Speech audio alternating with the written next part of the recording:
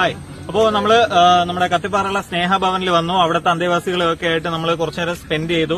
അവർക്ക് വേണ്ടി നമ്മൾ കളക്ട് ചെയ്ത് കൊണ്ടുവന്ന പലചരക്ക് സാധനങ്ങളും അതുപോലെ തന്നെ കുറച്ച് ഈറ്റബിൾ ഐറ്റംസ് എല്ലാം നമ്മൾ കൊണ്ട് അവർക്ക് കൊടുത്തു. അവരോട് കുറച്ച് സമയം ഡാൻസും കാര്യങ്ങളൊക്കെ ആയിട്ട് സ്പെൻഡ് ചെയ്തു. അപ്പോൾ എല്ലാവർക്കും നമ്മുടെ കൂടെയുള്ള നമ്മുടെ കുട്ടികളുണ്ട്, നമ്മുടെ മാം ഉണ്ട്, ഡോക്ടറുണ്ട്, അലക്സാറുണ്ട്, ഇപ്പോൾ ടീച്ചേഴ്സ് ഉണ്ട്. അപ്പോൾ അവർക്ക് എല്ലാവർക്കും നല്ല സന്തോഷമാണ്.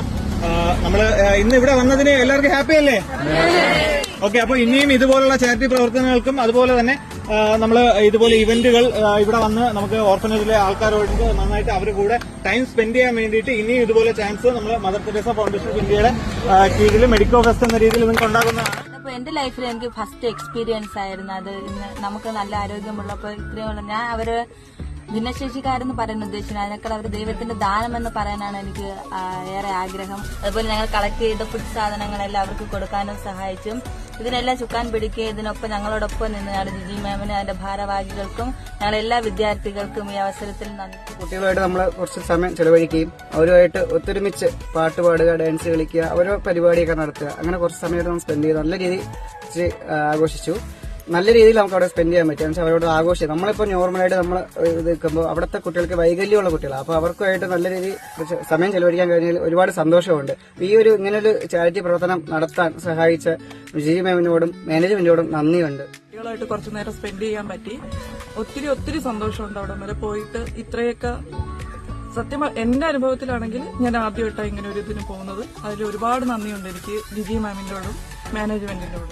മെഡിക്കൽ സ്റ്റേറ്റിന്റെ ഭാഗമായി മാതാ കോളേജിൽ നിന്നാണ് ഇവിടെ കത്തിപ്പാറ ആശ്രമത്തിൽ വന്നിട്ടുണ്ടായിരുന്നത്. അപ്പോൾ ഇവിടെ നമ്മൾ അവിടെ നിന്ന് പിള്ളേരെ കണ്ടു. അവിടെ നമ്മൾ കളക്ട് ചെയ്ത സാധനങ്ങളൊക്കെ കൊടുത്തിട്ടുണ്ട്. അപ്പോൾ നമ്മൾ ഫുഡ് കഴിച്ച് ഇനി നമ്മൾ നേരെ കോളേജിലായിട്ടുള്ള പോകുന്നു. എന്റെ പേര് അലക്സ് ജെയിംസ്, മെഡിക്കൽ ഫെസ്റ്റ് 2024 കോർഡിനേറ്ററാണ്.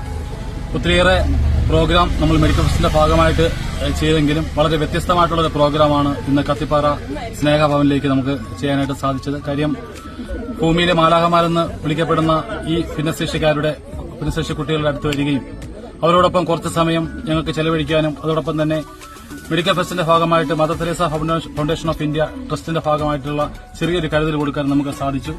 ഇനിയും ഇതിലേറെ പ്രവർത്തനങ്ങൾ നമുക്ക് ചെയ്തു തീർക്കാനുണ്ട്. പക്ഷേ ഒത്തിരിയേറെ സംതൃപ്തി അടഞ്ഞ ഒരു പ്രോഗ്രാമാണ് നമുക്കിന്ന് ചെയ്യാനായിട്ട് സാധിച്ചത്. ഈ ബസ്സിലിരിക്കുന്ന നമ്മുടെ എല്ലാ കുട്ടികളുടെ എല്ലാവരുടെയും സഹകരണത്തോടു കൂടിയാണ് നമുക്ക് ഈ പ്രോഗ്രാം ചെയ്യാനായിട്ട് സാധിച്ചതെന്ന് പറയാൻ എനിക്ക് ആത്മാഭിമാനത്തോടെ സാധിക്കുന്നു എന്നുള്ളത് എടുത്തു പറയേണ്ട ഒരു വസ്തുത തന്നെയാണ്. എന്നാലും ഇനിയും മുന്നോട്ട് പോകുവാൻ നിങ്ങളുടെ എല്ലാവരുടെയും കരുത്ത് നമുക്ക് ആവശ്യമാണ്, പ്രാർത്ഥനകൾ ആവശ്യമാണ്. ദൈവാനുഗ്രഹിക്കട്ടെ.